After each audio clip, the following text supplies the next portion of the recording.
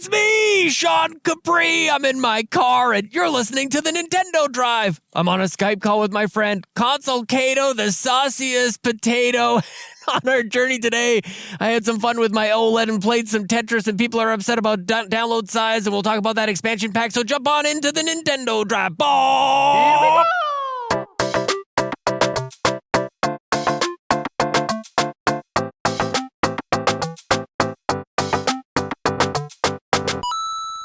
Hi, Sean. Caito, a moment ago, I think I blew my nose for the last time, maybe for this entire duration of me feeling not up to snuff. I think I just it's gone. I think that was the last sort of disbursement that I needed to make. It's all gone. I'm feeling so much better after a wonderful time in Toronto. How are you, my friend? Yes, how did it go? I'm doing good. Good. The trip was wonderful. Hung out with, of course, Ryan Turford and Court Lalonde, and met a new patron and new friend, Andrew Watson and his wife, Angela, and we'll talk about this because I think they may have sparked something in me. We all met at Fan Expo and hung out there, and they were cosplaying as characters from Stardew Valley, which I didn't know right off the top. Cute. But it was so good because Angela made these little stuffies that they were carrying around. She had a little parrot, and he had a chicken, had a big puffy. Aww, yeah. Just really I would have thought that they bought them and paid a lot of money for them, but she's like, I made them, and she's like, well, actually, I didn't make the pattern. I'm like, oh my gosh, she did all the stuffing and she did all the sewing and everything. It was very impressive. It was very cool, and we're gonna talk about Stardew Valley a little bit later in the show, but. Man, it's a game that I really want to dive into and get lost in that game because people really love it and it's very cute and I think I can wrap my head around it. And they kind of revived a bit of that FOMO this weekend. Right. Yeah, that's fun. I love that. I don't think I've ever seen anyone cosplay as Stardew Valley characters. It's got to be challenging, right? Because it wasn't just one of the first pixely art. That's exactly what I was saying. Yeah. That's exactly it. How do you translate that? And they did an awesome job. She had a great blue wig, and he had a ruffled up kind of blue hoodie. I think she went as Emily, and I'm forgetting what Andrew went as, and I'm sure he'll yell at me in the comments, which he's right to do so. But very, very cool to just go on over there and meet up with friends and meet new people. It's that's what it's all about. So I had a great time over in Toronto. Yeah. Well, I need pictures in the Discord if they're willing to post them.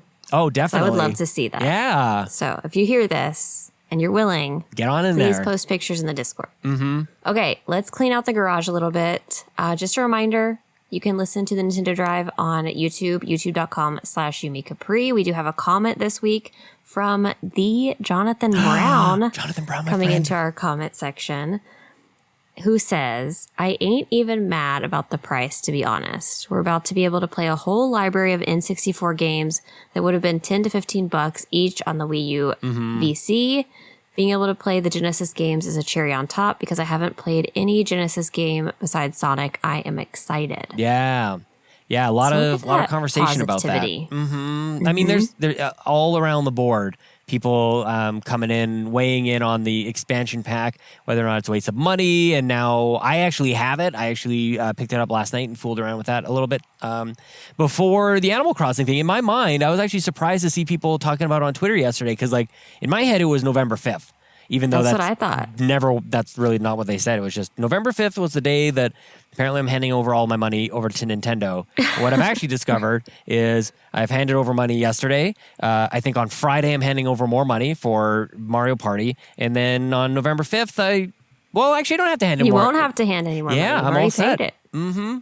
Now I'm curious. Do you think that they will let us pre-download it?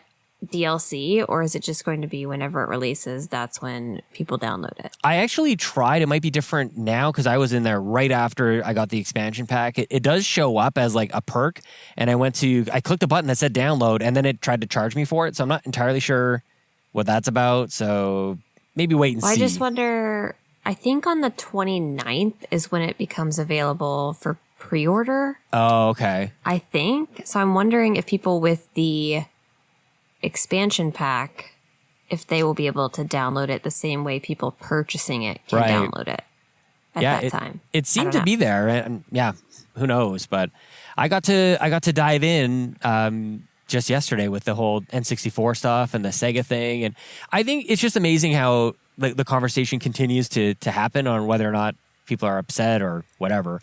But you kind of make up your mind whether or not you're going to buy it, go for it. If not, then maybe move on. You know what I mean? Right. Well, we do have a question about the expansion pack, so let's go ahead and jump into that really quick. From @JustKiddingJKJ asks, how are the N64 games on Nintendo Switch Online? I'm too busy grinding for Nook Miles to take endless Cap'n trips and didn't get to try it out yet. I'll tell you, all I've done is I paid for it, I downloaded it, I downloaded all the things I had to. Yep. I logged in and I was like, okay, I'm going to load up Ocarina of Time just to see. I just wanted to see what it looked like.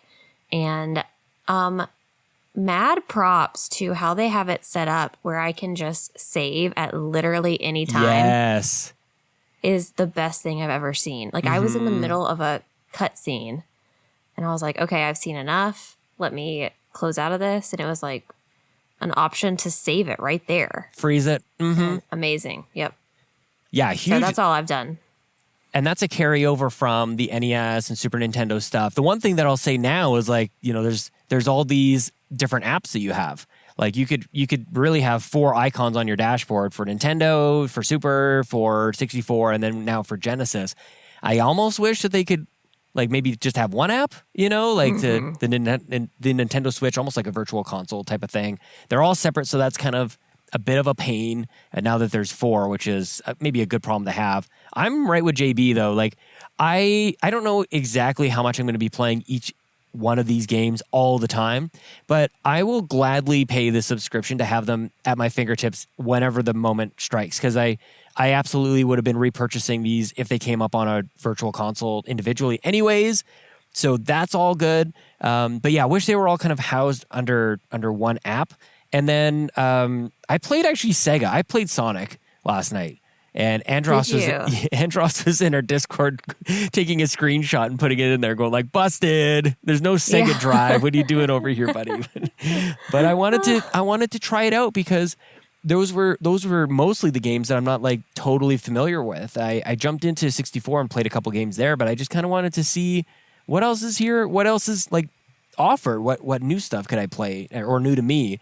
So I played a little bit of Sonic, and I kind of had like this realization that probably has been mentioned before, and I don't know, like the realization was that there's no overworld. It's just like a bunch of levels that you just go from like level 1 to level 2, and then you jump to like another area. Like I guess I'm now in a factory of some sort, and then I'm in a pond somewhere, I'm underwater. Like it just is a random selection of levels, and I feel like that's a huge problem that I have with Sonic. So there's apparently not any like hub or anything, right? There's not like a map. Like you can't pick which level. No, like, and I just don't get Sonic. That's really what I'm here to say as gently as possible. Like I just don't think Sonic is for me.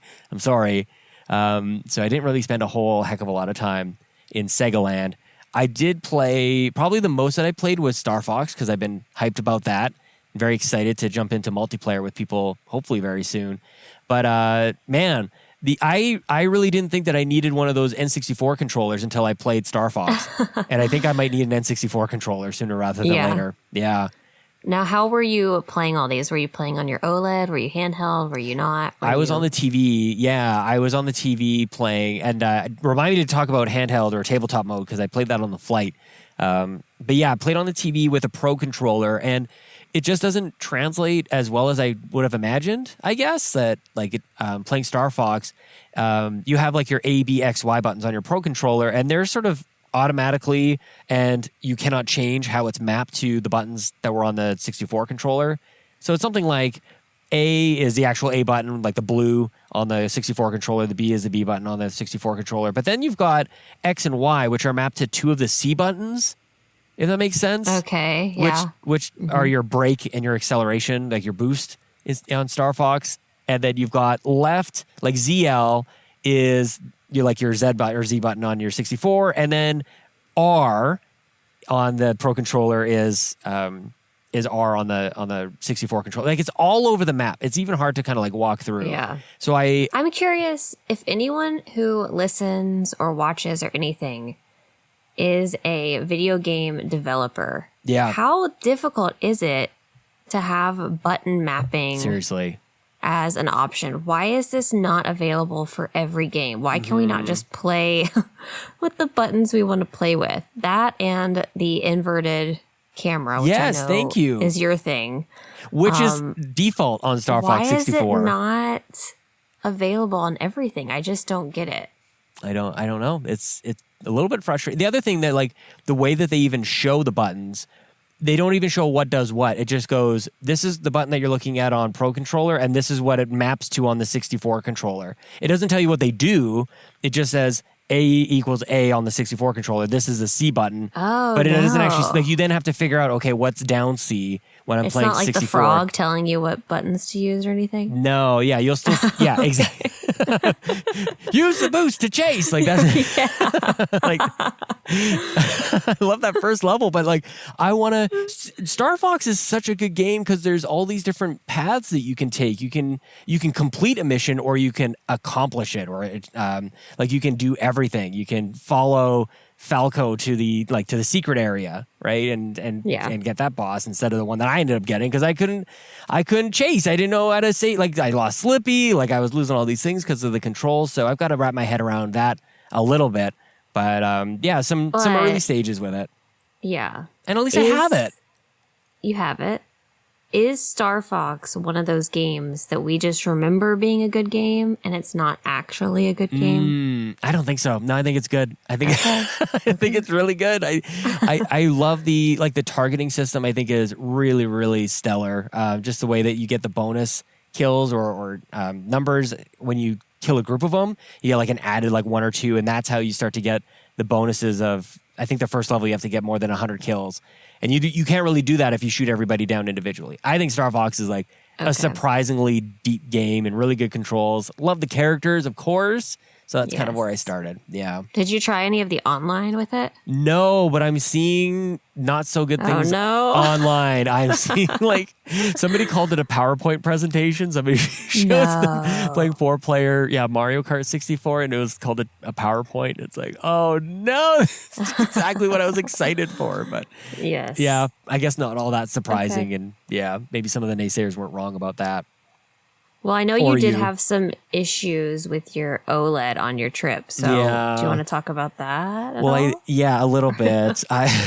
First of all, shout out to the kickstand. The new kickstand on the OLED is awesome. The fact that you can adjust like the angle that you're looking at it. Like I was on a plane and the old kickstand just kind of, I don't know, what was a 30-degree or 20-degree angle. Like it's not really conducive to where it's sitting on the table tray when you're on a plane. It's not really all that good. But with the kickstand on the OLED, it's much better. It can kind of angle up at you. You can adjust it for how tall you are. All these things, very, very nice. But I got on the plane. I'm ready to be the dude from the commercial, playing on the plane with my controller and everything. I forgot to set this OLED as my primary console. My Switch Lite was my primary console, which means you don't have to connect. If your Switch is your primary console, you don't have to connect to the internet to see if you can play any of the games and authenticate. But that's what my Switch was trying to do the entire time in the air, was check in to see if you can play this game. And I couldn't play anything. I was ready to go. You didn't have a single game cartridge in? I had Metroid Dread, which I'm done. And I went back and played that a little bit. It just wasn't hitting. And I had 2 others. I had Marvel Ultimate Alliance 3 and Fire Emblem Warriors, which was that Musou game, and both needed to connect into the internet for an update. I couldn't play either of them because it needed an update, so I was stuck. I couldn't play anything. I was so like, why couldn't I do that? I ended up fixing it in the hotel. The way back home was a little bit better, but that was a bit of a shucks and a reminder for me. And like now I don't know what to do. This was the whole reason I didn't want to buy one, Caito, because I had a Switch Lite. That was my primary. That was one I had on the go. I'll put it to you, like, do I need that Switch Lite anymore? Should I just hang it up? Should I put it on display? Should I trade it in? Which one is it? It's the special one, though. Yeah, right? It's the Pokemon one. Yeah, you got to keep it. You don't trade it in. You don't trade in the console. Then it's just going on the shelf. You've already wasted the money. No. Seriously. You've already spent the money wisely. Yeah. Okay, yeah, you definitely don't trade it in then. Yeah. Yeah, it's just going up on the shelf and collectible. I understand the frustration, but the OLED is worth it. Now my OLED basically is like the truest sense of the Switch. Like it becomes basically Now what my it's day your one sole was. console. Yeah, Yeah. it's the one I dock to the TV. It's the one I take on the go. I mean, I guess like the screen is so good. It really, really is. I played a lot more Tetris Effect Connected when I was finally able to do that. And that game on OLED is just absolutely stellar. It is so, so good. Might even be the showcase for it. Metroid Dread is right up there as well, but on a less expensive front. If you're looking for something to show off that OLED screen, I think Tetris Effect Connected is really, really good. But yeah, I think I'm right back there. Dang it. Yeah. This is what I was trying to avoid. It's frustrating that you can't have both Switches just have the games on it. I don't understand it, but you know. But really, I don't even need them. Like that's the whole thing is I don't need both. That was what I can say is I was right to say that from the beginning is I don't need both. But what I've ended up with is now I'm abandoning my light, basically. Right. Yeah. Okay. Well, we do have some breaking news. Obviously, one of our news stories was Nintendo Switch Online Plus expansion pack is live, which we've already talked about. So if you haven't checked that out yet, definitely go and check it out if you're interested, especially for those who are going to get Happy Home Paradise. I recommend looking at it just to see, are there any of these other games you're going to play and kind of make that decision from there, whether it's worth the cost in your head. Mario Party Superstars releases on October 29th. Yeah. Which you're going to get. Are you getting this? Like, are we playing this or is this another let Sean spend his money and then you can, which is fine. You know, you're reinforcing my thought that I might actually be an influencer here, but yeah, what's your take? Oh yeah. The biggest influencer on all my purchases. Not doing a very good job. You haven't been buying any of them. Yeah. Well, you always talk negatively about them. That's true. I know. I get excited. I just want to buy them all. I just want to play everything. Look, if you'd asked me a couple weeks ago, this was like a 100%. Things have changed. Mm-hmm. But things have changed. Yeah, they really November have. 5th changes everything. Yeah, that's so true. How am I going to have time?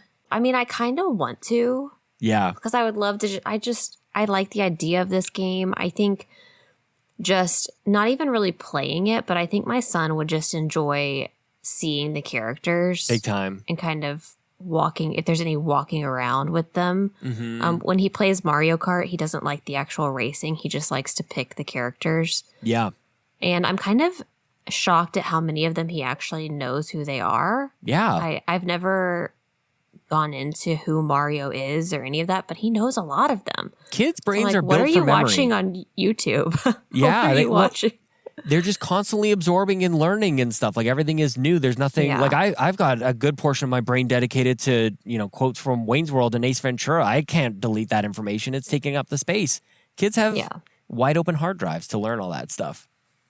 I also think this would be a fun game to do like a member game night or something yes. with. Mm-hmm. So this is probably, there's fun. like a 60% chance. Yes. We'll Okay. say that. I'll take it.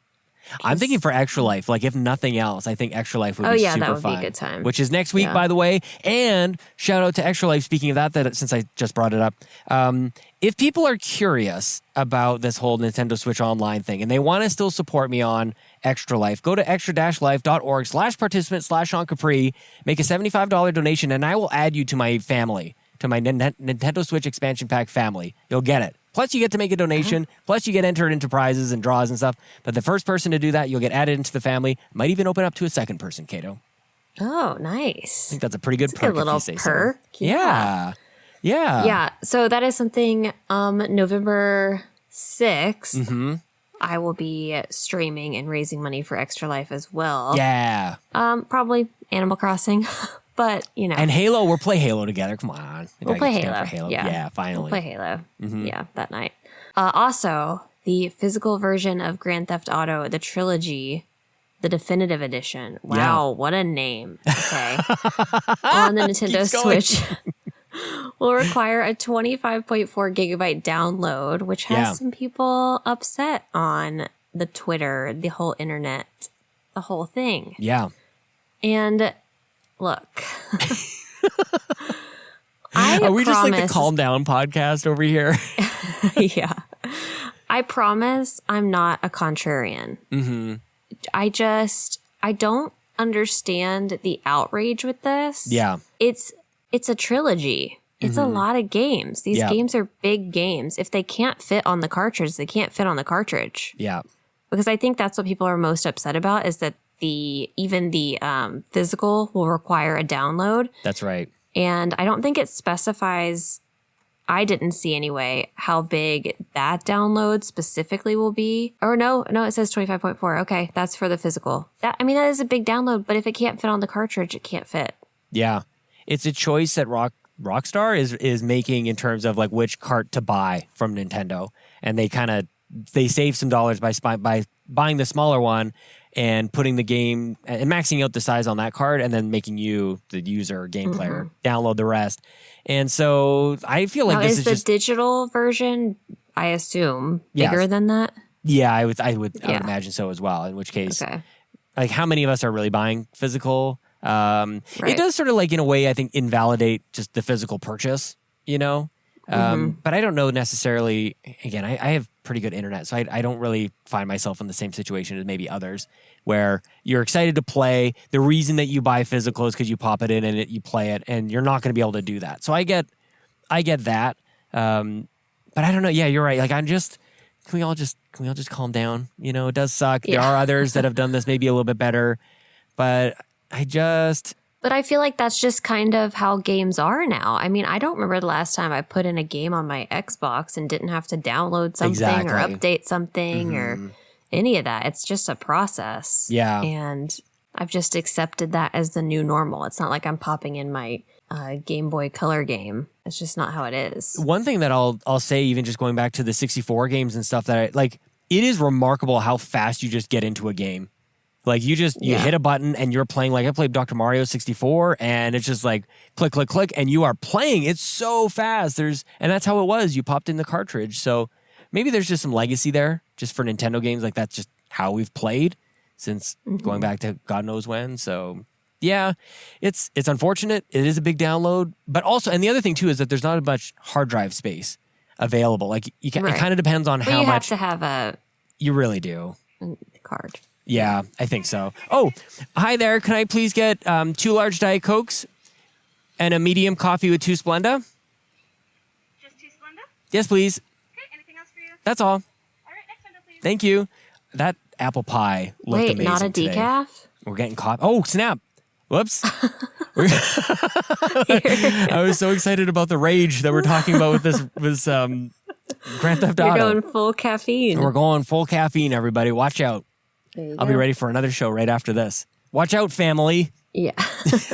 When I get back home and work colleagues. Well, in more exciting news, the creator of Stardew Valley revealed his next game, Haunted Chocolatier, and this game looks amazing. Doesn't it? I'm so glad you looked at the pictures because like the headline itself. Oh, I watched the gameplay, all the stuff. Gosh. So good. Yes. I'll let you go on, but oh my gosh, I'm so excited. Well, okay, here's the thing. I have played some Stardew Valley. I actually own it on PC and my Switch. Me too. Both. Same.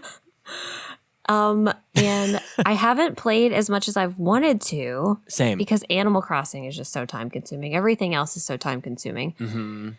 And that is just a game that, if I had all the time in the world, I know I would get sucked into it so much. Yeah. And before Animal Crossing announced the new update, I was like right there, ready to jump in. And now I've taken a step back again.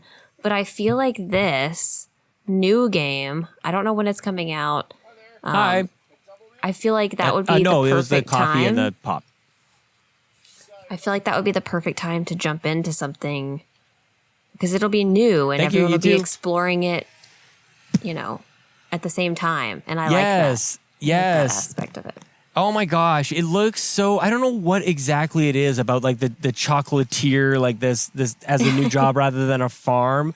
And thank you so much.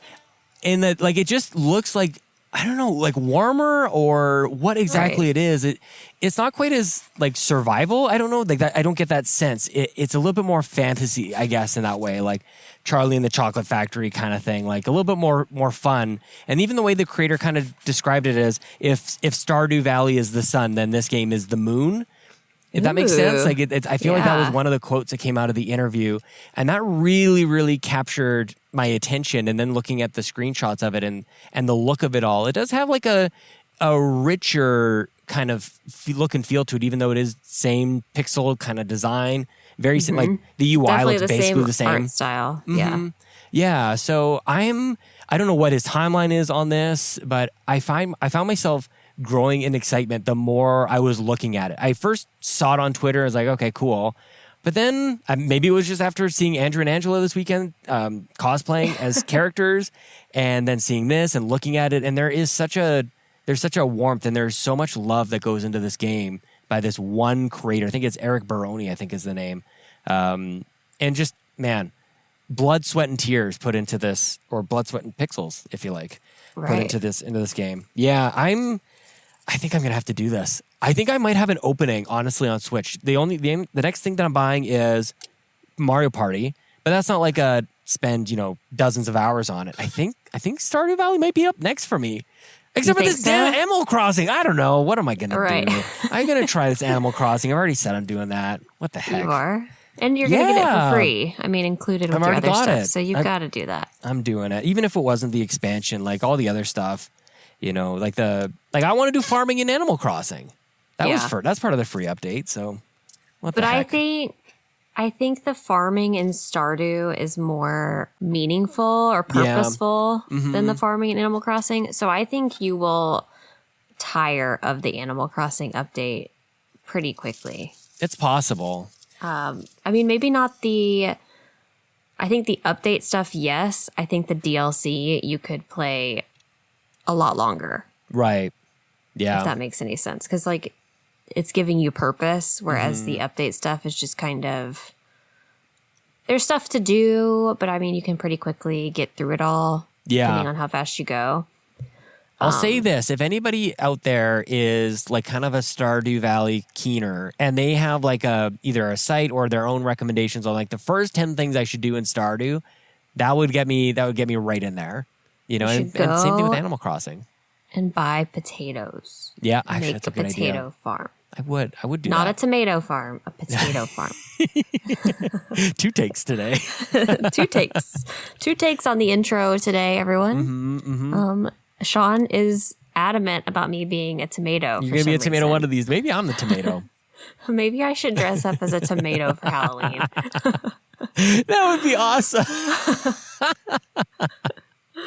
Big old eyes and a gigantic mouth on this tiny little tomato. I love that. Okay, last bit of news. Tetris 99 is hosting a Metroid Dread Maximus Cup this weekend. Yeah. Which we know Sean's going to be playing. This is a PSA to everybody. Join me. Get your Metroid Dread theme. It's this weekend. I think it's the 29th when it starts. Get your 100 points. Play a couple games. Get your theme. And never delete this game. Are you ever playing Tetris 99 when it's not a Maximus Cup? Look, there's not a whole lot of like logic to my obsession here. It's just something that I like getting excited about. I like playing it. It's very similar, I would say, to like Splatfest. Like they didn't really mean anything to me in the long run, but it was a nice excuse to like go back and play something. I wish more games did this. Like, give me a reason. Give me like some sort of pull. You're right. I don't use it beyond the time that the Maximus Cup is on, and then I move on to the next one, which obviously defaults to that one, and that's it. But this one looks really cool, and I just continue to be excited about which ones, which games they celebrate. I don't know if we've predicted this. I don't know if this was a Sean or Caito was right kind of moment. Maybe Mario Party is going to be next. Maybe do we have an Animal Crossing one? We must have an Animal Crossing one. I think there is an Animal Crossing one. But maybe the new DLC would get one. Happy Home Paradise one. Mm-hmm. That'd be very cool. We need to look back in the rearview mirror today at last year's Nintendo News. which says the Nintendo Switch was first revealed 5 years ago. So I guess that makes it 6 years ago. No, this is actually five years ago. Oh, it's actually 5 years. It's a real far okay. back You rear view you mirror. did it. Yeah. Okay, 5 years ago, I went back and watched the trailer. Yeah. So That song? nostalgic. That song is so good. I downloaded it instantly. Karen, I think that's when Karen was cool. We saw custom amiibos of that Karen, the lady that she went on the roof party with the Switch. It told us, man, that was like one of the first times I remember in recent memory dissecting every frame of that trailer. They showed us so much. They showed us Mario Kart. We were flipping out about that in the car. They showed us Skyrim back then, which is like, what? How are they getting that thing on this? Like, they've got the third party support. Like, all these, they had to deconstruct so many misconceptions and things that they had done wrong with the Wii U. They fixed with this one. It was hip. It was a bunch of like 20-somethings playing this thing. It was not made for kids. It had a cool song. It was, oh man. And it came out of nowhere. I remember going to a movie and seeing on Twitter that creepy Mario, like looking beyond the curtain. You remember that? And going like, no. We're going to see what the NX is. Like that. I'm pretty sure that's where that's from. It had like this, tomorrow we're going to tell you about the NX. And that's when we learned that it was called the Switch. And oh my God, I'm getting like chills just thinking about like the announcement. Holy crap. Yeah. And they released like 6 months later. Yeah, I remember seeing it the day that it came out. And I just remember being so excited about it because, you know, my love of handhelds. And this is just like the Switch is the perfect system for me. Yeah. 100%. It's my favorite. I was so excited. I felt like the early marketing for this was just so spot on. It really was. Whoever was in charge of this marketing killed it. I mean, I remember another trailer. I don't remember if it was just Breath of the Wild specific. Yes. Yeah. But they were using like a popular song of the time. And I was like, this is the perfect song to be using for this. Yeah. Yeah, they did such a great job, especially after the big Wii U flop in marketing. Honestly.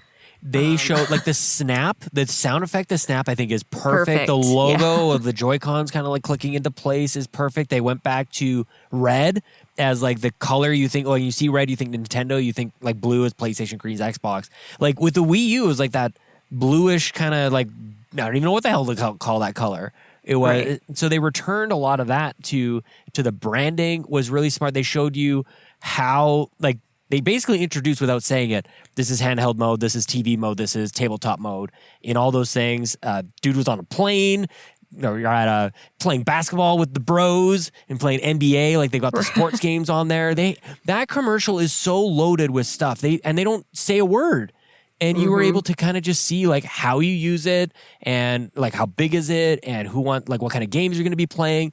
It was, I think even the name itself, Switch, has really held up over time. You don't need to have a PlayStation 1, PlayStation 2, PlayStation 3. You can have something that Nintendo has done, I think, really well, where the Wii stuck out for whatever reason, and the Switch just makes sense because you switch from one to the next to the next. Like they hit it out of the park. Just like when you started your YouTube channel. Like really good right at the start. It's exactly the same. Okay, yeah. Yeah. Me and Nintendo, exactly the same. Totally. And this just begs the question for me. I know I've asked you this before. Do you think the next console will be another Switch? Yeah, definitely. Be, right? I think so. There's not really any way to really compete like with the others, and although like maybe it doesn't even matter. They might be able to just go toe to toe with an Xbox or PlayStation with a non-Switch version, but I don't know why they would want to. Like to your point, like the Nintendo handhelds, there's such a legacy. It should continue on into the future, I think. I love that it proves that you don't need all the teraflops in the world for a console to be successful. And yeah, no, I want this model. I want this format and to be the thing that they do well into the future. I just never thought they would make it. Like this is exactly what everybody asked for. So when that's what they gave us, I'm like, that never happens. Right. We want a hybrid. Like I feel like that term we even just like made up after the Wii U. We saw maybe where they could go with the gamepad, and that's essentially what kind of evolved into the Switch. But yeah, they crushed it, and it looks like more of an adult like piece of technology rather than the Fisher Price thing that we got with Wii U. Yeah. Imagine being the person who developed it. Yeah. You have to feel so proud of yourself right now. I was right. Yeah. I was right. I created that. Yeah. And remember too, like we were still like we talk about the Wii U being kind of a bummer, but like 3DS was still pretty good. And one thing I remember in the early days of NX becoming Switch was like, what is going to happen to the 3DS? Like, are they going to lean on it? And it seemed like they were going to, and then Switch really took off and they just shifted gears and focused on that completely, which was the best case scenario, I think. Yeah. I don't think they were ever going to.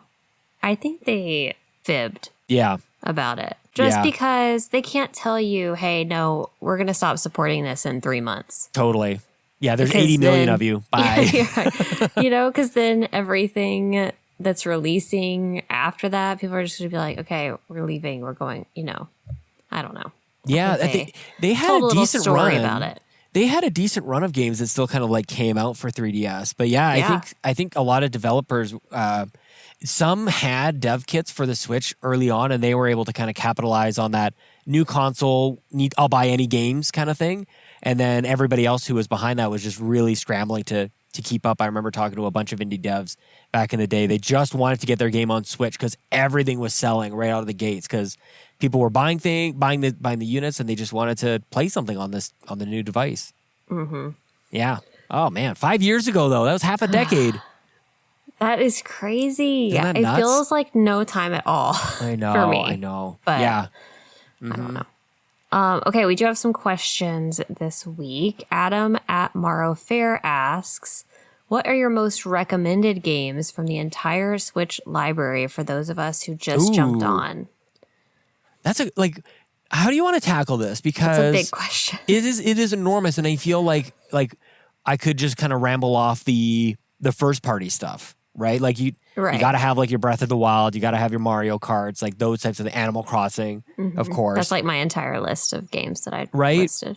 Luigi's Stardew Mansions, Stardew Valley. Yeah, like those are all. Did I say Splatoon? I think ARMS is really good. Man, like the basically, I don't know that there is one first party game that Nintendo has put out on Switch that isn't good, or at least worth your time or worth a look. Like what a time to jump in. Holy crap. Yeah. Yeah. I might consider waiting on Splatoon because Splatoon 3 is coming out. Good soon. point. Good point. Not soon, but yeah. If you were going to wait on one, I would wait on that one so you don't get the one and then have to pay for another one later. And there's so much other stuff to play. Yeah. As well. And I mean, you even got stuff like Mario and Rabbids. Yes, that's on sale all the time. Mm-hmm. Yes. Expand your horizons or something like that. Yeah. I think it's such a deep question because it all depends on what you like to play. Totally. So what Sean likes to play is completely different from what I like to play. And, there's definitely overlap there, but I don't think Sean is spending 3,000 hours playing Animal Crossing. Not yet. No. No. Although apparently I've got all the Switches in the world that I can have all my separate islands going if I really wanted to. Yeah. I can't really keep one down though. If I could only have 2 games though, for me personally, it would be Breath of the Wild and Animal Crossing. Yeah. Yeah. It's hard to argue that. I mean, those are the two. I'll say Mario Kart because I feel like it's almost like it needs to just be pre-installed. It just needs to come with it like paint comes on PCs. Like that's the way it goes. And then sort of like a couple deep cuts maybe. Battle Chef Brigade is a really interesting kind of anime style. It's actually like a match 3 game that you create these dishes out of monsters and animals in your backyard that you go fight kind of anime kung fu style, which is awesome. You bring their parts in and you make up these dishes. It's really, really cool. Battleship Brigade is really great. And what else did I want? Ukulele. This is available on other consoles as well, but Ukulele and the Impossible Lair, not the first Ukulele, the Impossible Lair. This is made by, I think, people who came from like the Donkey Kong Country teams. It is absolutely electric. That game is awesome. So not part of the first party stuff. Some what about cuts. Ori? Ori, how could I forget? Of course. Yes, Ori is amazing. But again, to your point, like, is that for everybody? It definitely, that has a bit of a challenge to it that not everybody is maybe up for. But yeah, man, That's the thing about Switch. They have everything. Like, you can play The Witcher on Switch, for God's sakes. Right. Play And just Skyrim. wait until the week of Thanksgiving in the United States, and everything is going to go on sale. Yeah. And you can buy so much stuff on the eShop. I'd love to That's what I'm know gonna do. what this person, who was the person who asked it? Was it Mark or Adam? I think it was Adam. Love to know what other games Adam likes to play and jumping into the Switch for the first time. Yeah. Right. Super interesting. Gosh, that's so... I want to play the Switch again for the first time. Right? Yeah. Yeah. So good. Sam at... I don't know how to say this. Y'all with your ats. I don't know how to say it. Will Nintendo ever recreate... Hey, Sam. Will Nintendo ever recreate Nintendo dogs and cats on the Switch? Also, what are some of your favorite cheap and or free games on the eShop? That's all you on the Nintendo Dogs thing. I wanted it. This is one of my predictions. This was one of my predictions for E3. Oh, that's right. That's right. I thought for sure something like this would come. I saw an advertisement for some game similar to this. I didn't look into it. It was just on my Instagram ads. But it was for the Switch. It was something similar. Yeah, give it to us. I would like to think that they would, but I really don't see them doing this. Oh, I come don't on. Think They came back with like Brain Age and Brain Academy and all those games. I feel like it's all kind of the same era. Yeah, but you have to think about... I just feel like there's a slightly different market for the Switch. Obviously, there are kids playing it. But I just think this is not going to be as popular as it was on the DS and the 3DS. I see what you're doing, and I like it, Caito. Yeah. It's the reverse psychology that we've been doing this entire time with everything else. They're going to announce it tomorrow. I like it. I see. I don't know if it ruins it by calling it out, but I like it. It's a good strategy.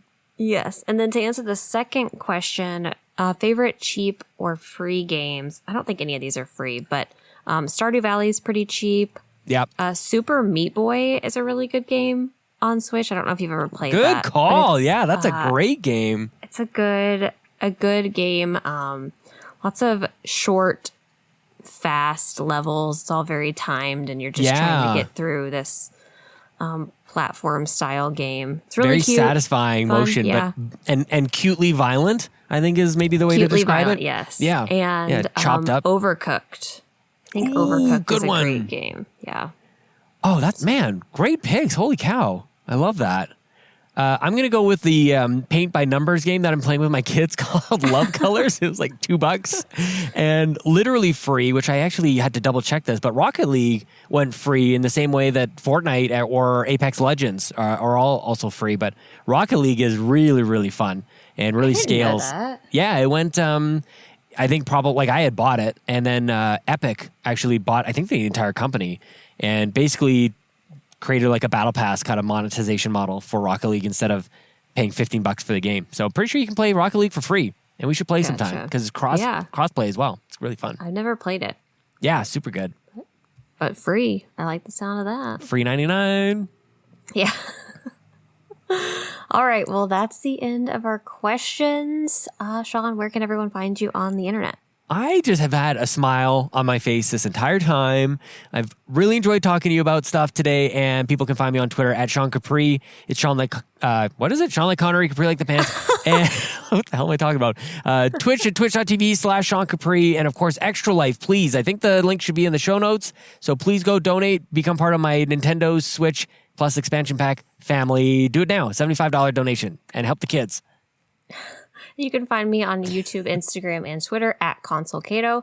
That is all for episode 27 of the Nintendo Drive. Thank you so much for listening. Until next time, make sure you don't make the new mistake of not setting your Switch to the primary console before you go on a trip. The Nintendo Drive is fueled by patrons at patreon.com/YumiCapri. And from the bottom of my heart, I am so grateful to the nearly 70 patrons who support us each and every month, with our special thanks to our Capremium producers, Dallas Ford, Lee Navarro, the fearless leader of the Phoenix Overdrive Extra Life team, and Jonathan Brown, the man behind the music on this show and the Xbox Drive. You can support Jonathan at youtube.com/PM Entertainment. Our platinum producers, Robbie Bobby Miller and Trucker Sloth. Our gold members, Argo, Benji Kong, Brendan Myers, Dallas Robbins, Dano, Emily O'Kelly, Foolish Fuji, Heather Boney, James Johnson, Joel Brooks, Jose Jimenez, Mac Time, Marcus O'Neill, Mr. and Mrs. Nasty Boots, RJ Kern, Skinny Matt, and Xavier Reyes. If you enjoyed this show and you'd like to support independent content, you can go to patreon.com/Yumi Capri and choose the tier that's right for you.